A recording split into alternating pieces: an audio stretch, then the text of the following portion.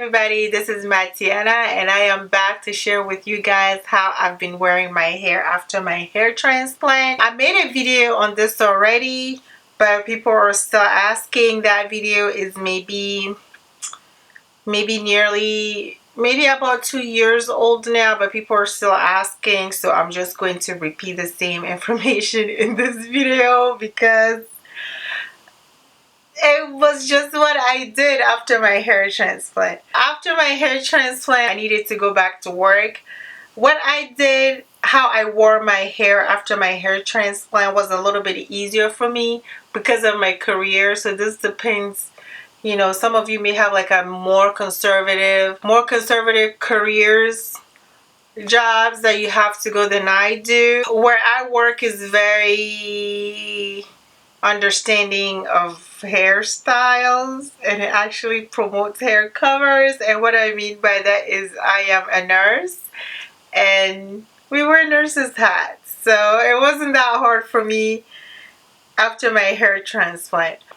After my first hair transplant, I was not wearing nurse's hat. I was just going to work with my hair. So after my first hair transplant, I wore the headband around, and I'll show you a picture of that. And I wore the headband until all the scalp fell off.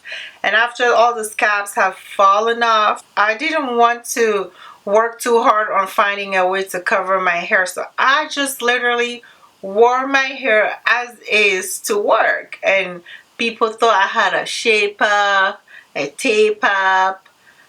It doesn't matter what people thought, but that's what some people thought, that it was a purposefully done hairstyle, and I wore that to work, and I kept on wearing it and wearing it and wearing it until my hair was just growing.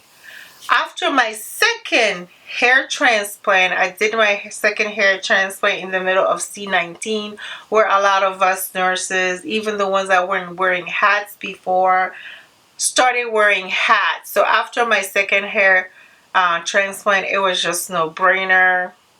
Literally, I skipped the headband. I went straight to the hat. But what I did under my nurse's hat, I put like a satin scarf to cover the scalp area, and then I put my nurse's hat on all the way to my forehead, and I was good to go. So that's like very pretty simple for me for work, and in my everyday today life, I just wore my hair. If somebody want to ask me what's going on with my hairline, they can ask me. But I'm getting older now. I've come to the point where I'm no longer a people pleaser. I don't please people when it comes to my hairstyle. I don't do anything to my hairstyle to please anybody out there in the world. So I was just walking around with my head as it's shaved. And if you remember with my 1 month updates, 1 month or 2 months update, the front of my hair was shaved and I had the twist at the back, and I literally just wore my hair like that. I took my children to practice, to the doctor's appointment. I went wherever I needed to go with my hair as is. And if anybody had a problem with it and they wanted to ask me about it, I would answer their questions. But I noticed nobody said anything to me. People would just look at it and stare and try to figure out what was going on, but nobody ever had the courage to ask me, why does my hair look like that? So I felt like that was the ultimate freedom for me, because you could look at my hairline all you want and you didn't have the guts to ask me.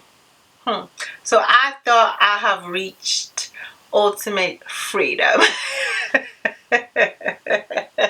You know, I feel like I've gotten to the point where I don't need to answer to anybody why my hair looks a certain way. You can look at it all you want, but I mean, if you ask me, if you approach me in a certain way and ask me about it, yeah, I can answer you. I don't make excuses to anybody on why my hair looks a certain way. I just show up with how my hair looks like, and if you want to let me in, you can let me in. If you don't want to let me in, you can lock your door and I'll go back to my business. So basically that was it for me. I know some of you are a little bit more conservative. Some of you might need, you know, a different look because of your environment. and that's very understanding. The post-transplant instruction, they did say that after 2 weeks you can wear hats or you can wear wigs after 2 weeks when the part has started like to heal and all the scabs have fallen off. So maybe that's something you can consider. And I would just say put like a stocking cap or like a satin cap under the wig before, to protect that area before you put your wigs on. And then if you can wear a hat, put a satin cap, put your hat on. That's what I did. So maybe I'm not the best person to answer this question for you, but that's what I did. And if the wig is an option, try as I told you, but I didn't do any wigs. If I wore a hat, it's because I wanted to wear a hat, not because I wanted to hide my hairline. So I don't know what else to tell you. I'm sorry, I may not be the best person to answer this question. There are some other YouTubers that have gotten hair transplant done. Maybe you guys can check out and see how they have been wearing their hairline after their hair transplant to work. Because my work has not been very, very strict. That was very simple for me. And prior to the nurse's hat, I just didn't care. And that's part of my personality of who I am. But I hope I answered all your questions. Leave all other questions and comments down below. Subscribe to my channel if you haven't. And I'll see you in the next video. Bye.